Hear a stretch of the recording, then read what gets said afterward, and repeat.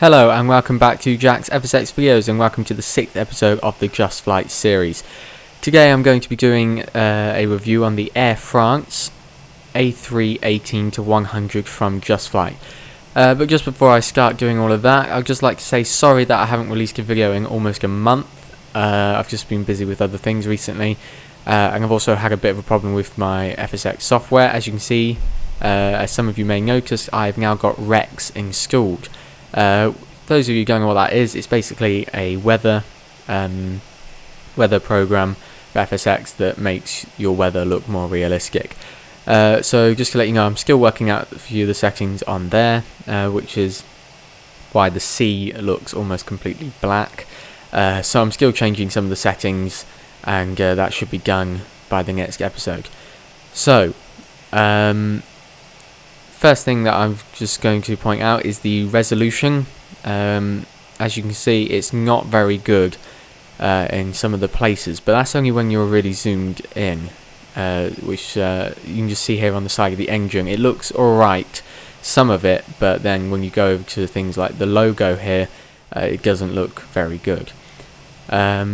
So the engines like that you can just see there, I think have more detail in there. The gears at the back are also not very much detail on them, but if then I go to the front gear, I think this looks really good. It's got a lot of detail in that.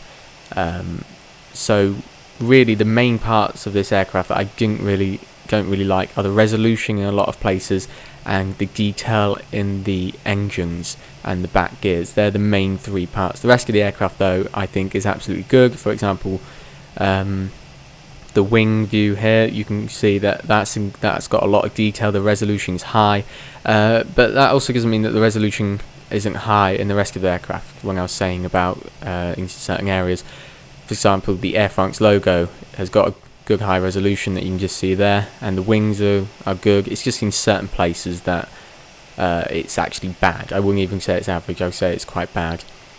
But like I said, hardly noticeable.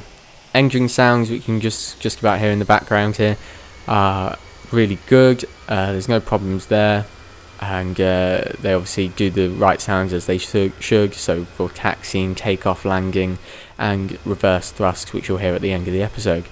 So takeoff is fine. The gears go up alright. There's no juttering as there are in some aircraft. And turning, which you'll just see here, that's also all okay. So in terms of moving the aircraft and controlling it, it's really easy to do so. So it's not got a slow response time or anything sort of similar to that, like tough to move the aircraft. So yeah, that's all okay for turning. Then inside the cockpit is one of really good detailed cockpits of the A320 family. So I released an A320 video about a month and a half ago, and the cockpit that you'll notice is about almost identical, and they are in real life, which is obviously really good. And as I said in that episode, the textures in here, including that back panel and the overhead and in front, are all really good. Nothing's really blurred.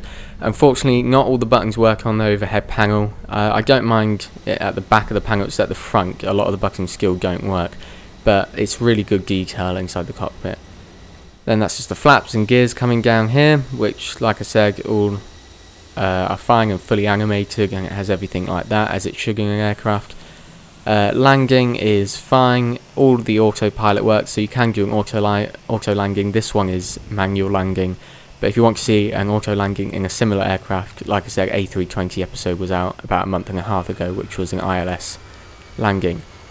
Now, one thing that I really liked about this aircraft is the reverse thrusters. They are like this in real life, so it's good that they've obviously included that, but they've done it really well. It's got a lot of detail there. It comes out at the right speed. The engine sounds are really good.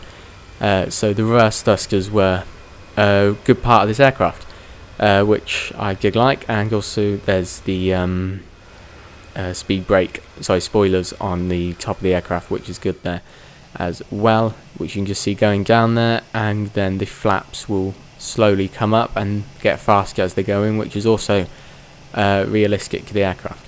The lighting is overall good, especially if you're zoomed out. However, the landing gears, you were seeing at the landing gear lighting is not that great, the landing lighting, which is the same for most aircraft again, which is something that I expect. It's only really a bonus when you get proper good lighting. So that's it for this episode today, episode 6. Episode 7 will be out later on, hopefully within the next 2 weeks. Just a small announcement to make as well. You would have known on my channel, if obviously you're subscribing and everything, that I haven't released any flight sim episodes, flightsim.com episodes recently, and you would have seen on my Facebook, Twitter and Google Plus pages that is that I was stopping those for a few months. Well, hopefully I should have another episode out within the next couple of weeks or so, so it all depends on when that gets handed over to me. So also another small announcement, larger announcement to make, but going to keep it small for now, is that in January I plan to get a new gaming PC for Jack's FSX videos, and just for my own life as well, because I do play other games. So I'll be doing a setup video and unboxing and review on all of that. But that's all I'm going to tell you for now, as I'll release more information on that as it comes out. But that's it. Thanks for watching, and I hope you watch the next episode.